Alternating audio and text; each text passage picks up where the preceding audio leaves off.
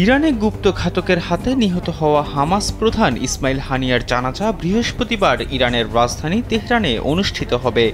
এই নামাজে জানাজায় ইমাম হিসেবে থাকবেন দেশটির সর্বোচ্চ ধর্মীয় নেতা আয়াতুল্লাহ আলী খামেনি। ইরানের রাষ্ট্রায়ত্ত প্রেস টিভি এ তথ্য জানিয়েছে। বুধবার সকালে তেহরানের একটি আবাসিক ভবনে বিমান হামলায় নিহত হন ইসমাইল হানিয়া। এই ঘটনায় তার দেহরক্ষীও প্রাণ হারান। এক বিবৃতিতে হামাস জানায়, ইরানের নতুন প্রেসিডেন্ট মাসুদ পেজেশকিয়ানের শপথ অনুষ্ঠানে যোগ দিতে ইরানে গিয়েছিলেন হানিয়া।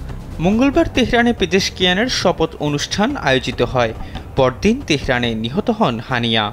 হানিয়ার উপর এই হামলার পেছনে কে জড়িত সেটা এখনো আনুষ্ঠানিকভাবে জানা যায়নি। সেলফিনের মাধ্যমে বিদ্যুৎ, পানি, গ্যাস সহ যে কোনো ইউটিলিটি বিল দেওয়া যায় নির্ঝঞ্ঝাটে। সেলফিন, আগামীর ব্যাংকিং। তবে হামাসের দাবি, ইসরায়েলের হামলায় হানিয়া নিহত হয়েছেন।